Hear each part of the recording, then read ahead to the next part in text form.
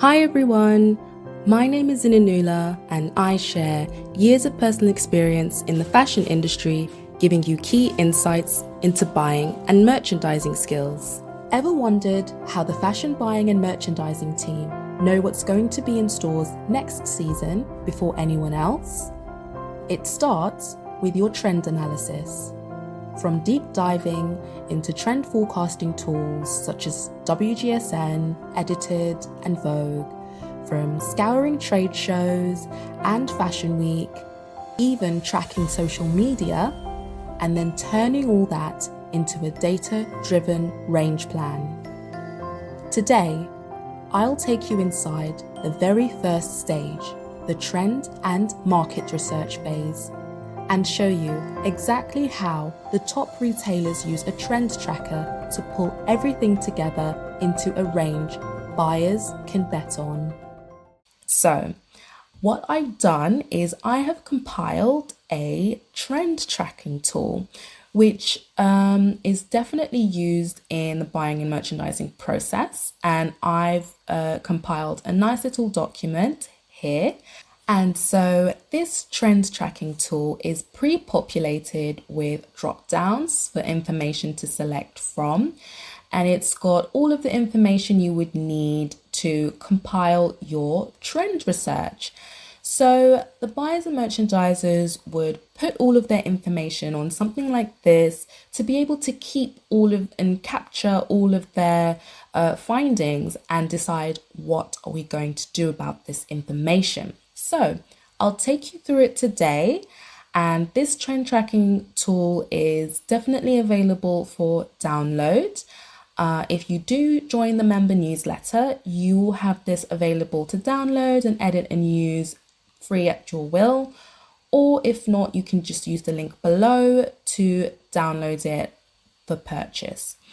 So we'll begin with your trend type. And so there'll always be two types of trends that you are tracking, and that will be macro trends and then there'll be micro trends.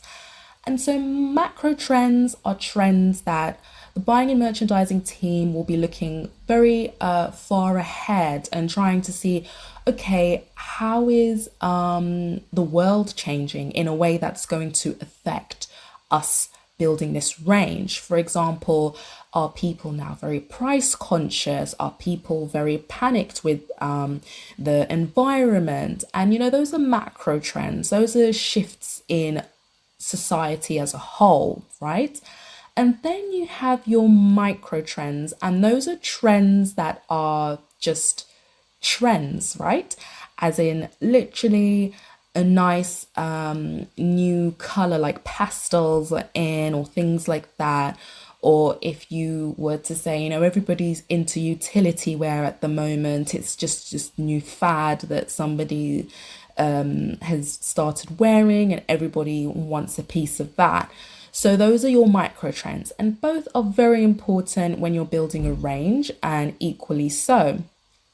So let's say, for example, we'll use this first line as an example to run through. We've identified a macro trend, and the trend name for this one is hyper personalization. And so with your hyper personalization, this is a trend that maybe the buying and merchandising team have identified it, in WGSN, for example, if they've released a new report forecasting that everybody wants their own personalized items, or if they've seen it in any edition of Vogue and something like that. So they've documented it and they've said, we want to capture this and see if we can buy into this for our range. Then next, you would identify the category that trend falls under. So we've said this is a macro trend, and in this drop down, we've got lots of different categories for macro and micro trends.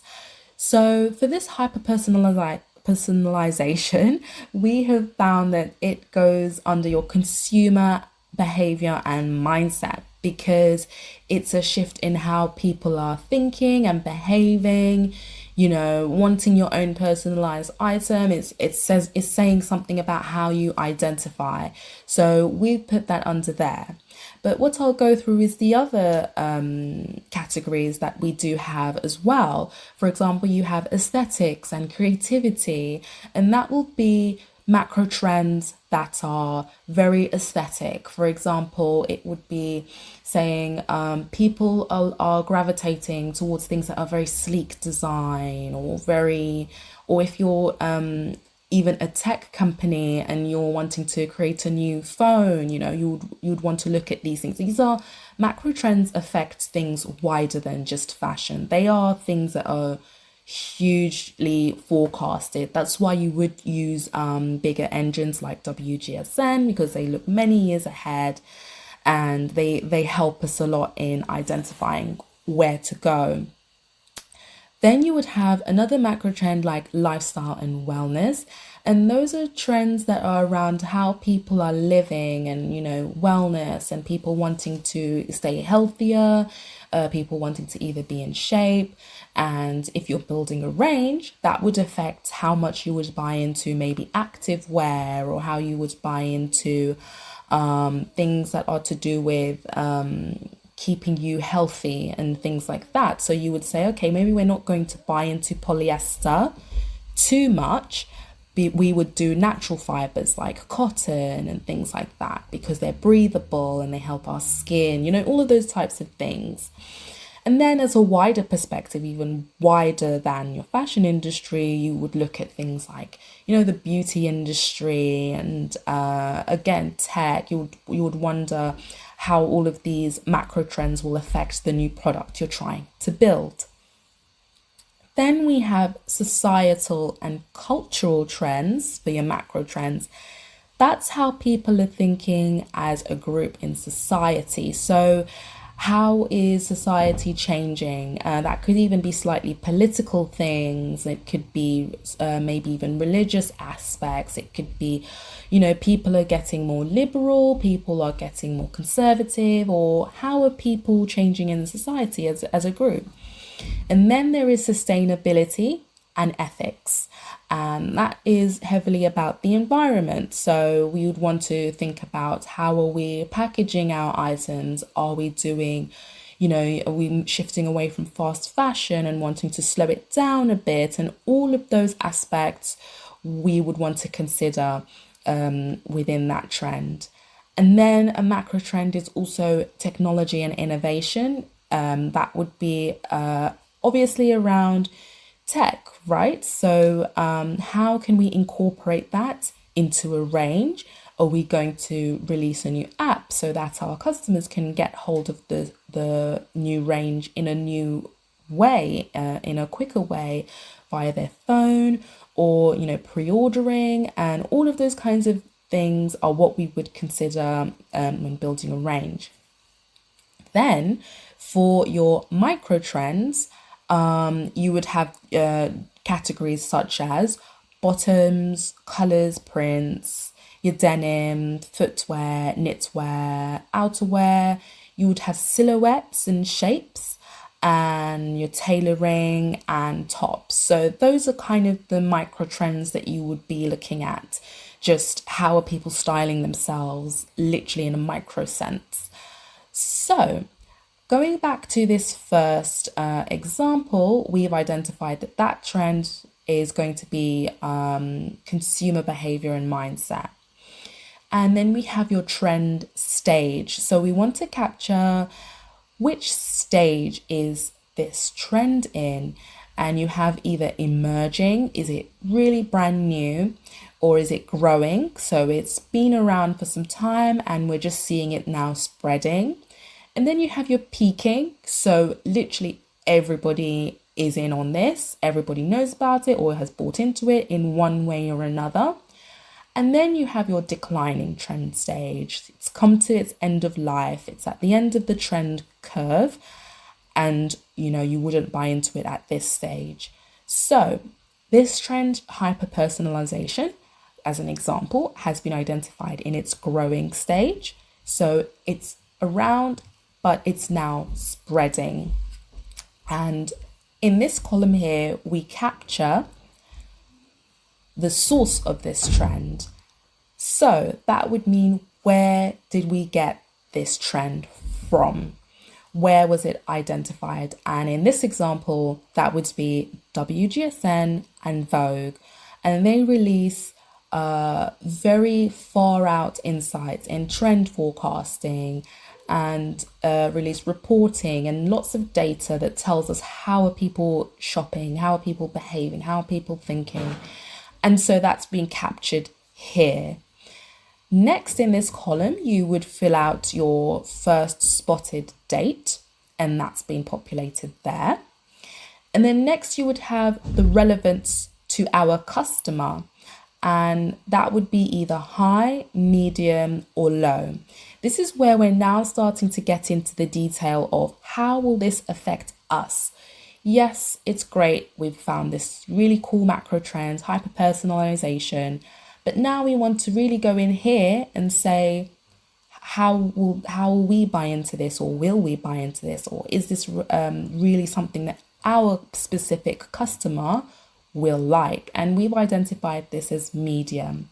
So this is probably a retailer that doesn't do too much personalization, but they know, okay, maybe the customer will like this if things are a bit more tailored just for them. And then we go over to adoption recommendation. And this is either you would test it, you would back it, or you would watch. And the adoption recommendation is literally recommending what we do about this trend. So now we've identified hyper-personalization. That could mean anything from a service of putting names on people's items. If you're an accessories company, water bottles and gym bags and things like that. Or if you're specifically in workwear, you would want things with your initials on your stationery or on your, work items, or either your branding as well if you're an entrepreneur. So we've assessed that with this brand, we are going to test it. We're going to say, okay, we'll buy in just a little bit. And when you're testing, you would buy very minimal units in this trend. And that could be as low as literally just 10 units for a range. Testing units are very, very small. And usually what retailers do is they also just pick a specific store that they will test it in. It won't be available everywhere, or maybe they will just make it available online only, sort of thing. That's how you do testing. If you decided we're going to back this trend, then you would buy in fully. And then if you said that we were just going to watch the trend, that means we're going to hold back. We're not going to do anything at the moment. We're just going to see if it continues to grow and maybe even peak. But because this is in its growing stage, and we've said that it's only relevant to our customer on a medium level, we're going to test it. Okay, it's got enough hype to be growing. Great. And it's relevant to our customer in a medium sense. So it's worth testing. We wouldn't go full in on backing something like this just yet. And testing is a very good way of slowly dipping our toe into the water with that. Next, you would move on to the potential season that you want that trend to sit in for the range that you're building. So if you're building SS26, you'd say it will sit there.